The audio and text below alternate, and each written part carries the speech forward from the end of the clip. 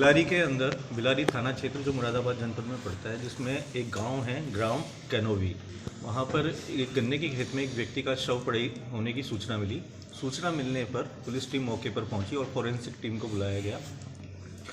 व्यक्ति का शव सड़ गल चुका था। जो शव को देखकर लग रहा था कि ये शव कम से कम 9-10 दिन पुराना है और व्यक्ति के गले में एक रुमाल बंधा हुआ था और उसका शव को फॉरेंसिक टीम आने पर शव को पोस्टमार्टम के लिए भिजवाया गया। पोस्टमार्टम रिपोर्ट जब उसकी रिपोर्ट आई तो उसमें पता चला कि गले में उसके चोट के निशान है और एंटीमॉर्टम इंजरी है उसकी बॉडी पर।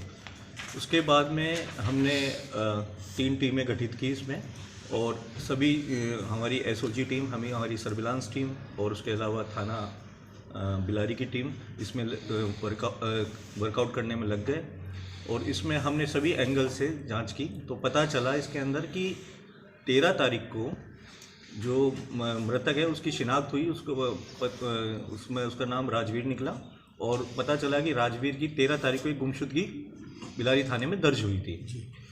जब गुमशुदगी पता चला तो उनके बेटे से भी बातचीत की गई, उनके रिश्तेदारों से भी बातचीत की गई, सब लोगों से बातचीत की गई और आसपास के सीसीटीवी फुटेज हमने खंगाले। तो बातचीत में पता चला कि ये व्यक्ति जो राजवीर है काफ़ी दिनों से मानसिक रूप से पीड़ित था, काफ़ी मतलब डिप्रेशन में था और इसकी बेटी की शादी नहीं हो पा रही थी। तो लोग इसको ताना मारते थे कि तुम्हारी बेटी इतनी उम्र की हो गई, तुमने अब तक शादी नहीं की। तो ये इस बात से भी डिप्रेशन और घरेलू क्लेश से भी ये परेशान था। तो ये कई दिनों से घर वालों ने बताया, उसके रिश्तेदारों ने बताया, दोस्तों ने बताया कि काफ़ी दिनों से परेशान रहता तो किसी से बातचीत नहीं करता था। और अक्सर ये जहाँ इसका शव मिला कनौवी गांव में, वहाँ पे कुछ लोगों से जब हमने काफ़ी पूछताछ इधर इनके रिश्तेदारों दोस्तों से और आसपास के सीसीटीवी देखे तो हमें ये 12 तारीख को 13 तारीख को इसकी गुमशुदगी दर्ज होती है, 12 तारीख को ये वीडियो में इधर आता हुआ दिखाई दे रहा है साइकिल से अपनी। तब हमने देखा कि आसपास वहाँ पे लोगों से पूछताछ की तो वहाँ पे हमें एक झोपड़ी मिली। उस जो शव मिला था उससे करीब 100-150 मीटर दूर एक झोपड़ी थी। तो वहाँ पे एक तांत्रिक रहता है जिसका नाम राजेश कश्यप है। उस तांत्रिक से हमने बातचीत की तो तांत्रिक उस वक्त वो नशे में था। तो उससे जब हमने बातचीत की, वो अक्सर नशे में ही रहता है और वहाँ पर वो लोगों का जैसे झाड़ फूक वाला काम करता है। तो ये व्यक्ति जब पता चला, सीसीटीवी फुटेज देखे तो व्यक्ति उधर झोपड़ी की तरफ जाता हुआ दिखाई दिया। तब हमने इससे पूछताछ की और पुलिस के वेश में हम लोग नहीं गए। हमारी टीम एक सादा कपड़ों में गई और इससे पूछताछ की क्योंकि हमें इस पर डाउट हो गया था। तो इस पर पूछताछ की तो वहाँ पे अपनी समस्या बताकर हम कि बाबा हम इस तरह से परेशान हैं और कुछ, तो इसने बातों में बता दिया कि अभी कुछ दिनों पहले मैंने एक व्यक्ति को मुक्ति दी है। तो हमने पूछा कौन था व्यक्ति, तो उन्होंने उसका नाम लिया, इस व्यक्ति का नाम लिया और बताया कि मैंने इसको किस तरह से मारा।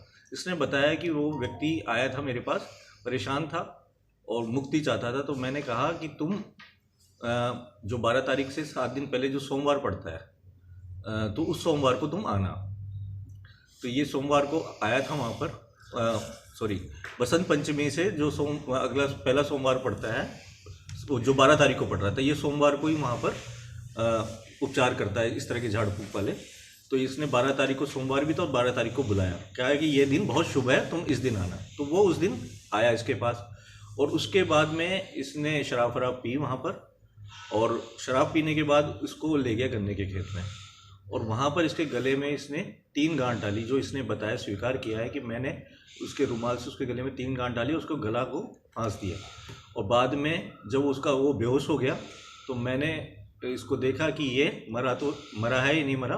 उसके बाद में मैंने चाकू से गले पे वार किया और उसके बाद में इसके ब्लड से इसके फेस पर तिलक किया और तिलक के बाद मैं अपनी कुटिया में लौट गया। जब मैं सुबह उठा तो मुझे फील हुआ कि मेरे से क्या हो गया।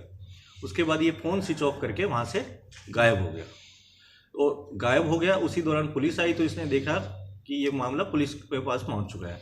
उसके कुछ दिनों बाद ये वापस ही कुटिया पे रहने लगा।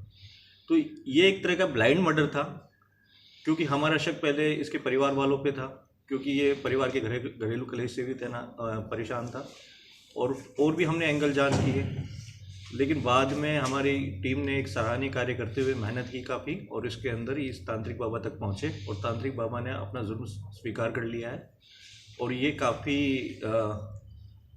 मतलब खुरापाती उस टाइप का आदमी है। इसमें किसी और का भी इन्वॉल्वमेंट है? सिर्फ ये इसमें किसी का और इन्वॉल्वमेंट नहीं पाया गया, बाकी हम और भी जांच कर रहे हैं।